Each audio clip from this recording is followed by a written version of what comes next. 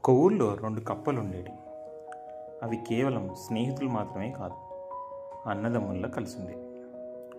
ఒక కప్ప పెద్దగా లావుగా ఉండేది, మరొకటి చిన్నగా సన్నగా ఉండేది. వీరిద్దరి మధ్య తేడాలు ఉన్నప్పటికీ వారి స్నేహం మాత్రం విడదీయలేనిది.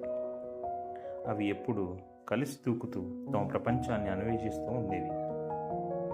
ఒకరోజు మధ్యాహ్నం అవి ఊరిలో అటు ఇటు తిరుగుతూ ఉన్నాయి. పెద్ద బకెట్ కనిపించింది. ఆ బకెట్లో ఏముంది అని ఆసక్తిగా దగ్గరికి వెళ్ళాయి.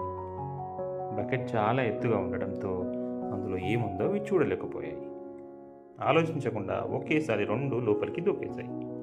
కానీ అవి ఊహించని విషయం ఒకటి జరిగింది. ఆ బకెట్ పాలతో నిండిపోయింది. బకెట్ గోడలు చాలా జారుగా ఉండడంతో బయటికి ఎక్కలేకపోయాయి. అవి అందులో ఇరుక్కున్నాయని గ్రహించాయి. సమయం గడుస్తూ ఉండగా పెద్ద కప్ప అలసిపోవడం ప్రారంభించింది. అది చిన్న కప్పతో ఇలా అంది: మనం గంటలుగా ఎదుగుతున్నాం, కానీ బయటికి వెళ్ళే మార్గం కనిపించడం లేదు. మనం చివరికి మునిగిపోతాం, ఇది నాకు తెలుసు. కానీ చిన్న కప్ప అలా అనలేదు. ఇప్పుడు ఆగిపోవద్దు మిత్రమా, మనం గతంలో ఎన్నో కష్టాలు పడ్డాం, అయినా మార్గం కనుగొన్నాం. మనకు ఆశ ఉంటే తప్పకుండా ఏదో మార్గం దొరుకుతుంది. ఎవరైనా మనకు సహాయం చేస్తారు, లేకపోతే మనమే బయటపడతాం. అలా ఈదుతూనే ఉన్నాయి. నిమిషాలు గడిచాయి, గంటలు గడిచాయి.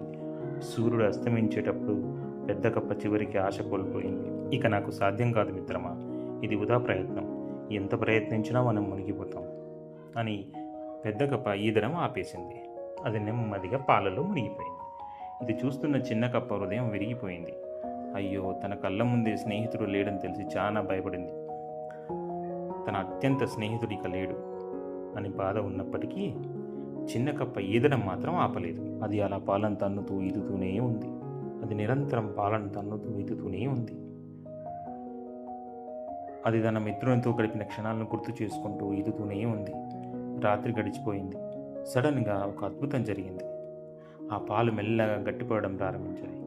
నిరంతరం ఈదడంతో పాలు వెన్నగా మారుతున్నాయి. చిన్న కప్పకు కొత్త ఆశ వచ్చింది. ఇంకా బలంగా ప్రయత్నించింది. చివరికి ఒక పెద్ద దూకుతో బకెట్ బయట దొనికింది. అంతే, స్వేచ్ఛ పొందింది. కానీ తన స్నేహితుని మాత్రం కోల్పోయింది. అది అలా ఏడుస్తూ అడవి వైపు నెమ్మదిగా దూకుతూ వెళ్ళిపోయింది. తనకు చాలా బాధ ఉన్నప్పటికీ జీవితం మాత్రం ముందుకు సాగాలి అని ఆలోచించి 1 సంవత్సరం తర్వాత ఒక చిన్న కప్పను కలిసి కుటుంబం సాగించింది. తను కోల్పోయిన స్నేహితుని గౌరవించడానికి తన పిల్లలకి ఆ పెద్ద కప్ప పేరు పెట్టింది. అలా అతని జ్ఞాపకం ఎప్పటికీ జీవించి ఉండాలని కోరుకుంది. ప్రతి రాత్రి తన పిల్లలకి వారి మామయ్య కథని చెప్పేది. చూడండి పిల్లలు, ఎప్పుడు ఆశను వదలకండి, ఎంత కష్టం వచ్చినా ప్రయత్నించండి అని వాళ్ళకి నేర్పేది. జీవితం చాలా కష్టంగా అనిపించే సమయాలు ఉంటాయి. కొన్నిసార్లు వదిలేయడం సులభంగా అనిపిస్తుంది, కానీ గుర్తుపెట్టుకోండి, మీరు ప్రయత్నం చేస్తూనే ఉంటే ఆశ ఎప్పుడు ఉంటుంది. మీరెప్పుడు గెలవకపోవచ్చు, కానీ ప్రయత్నించకపోతే మీరు చేయగలిగింది ఏమిటో ఎప్పటికీ తెలియదు. ఈ కథ మీకు నచ్చితే దయచేసి ఇతరులతో షేర్ చేయండి.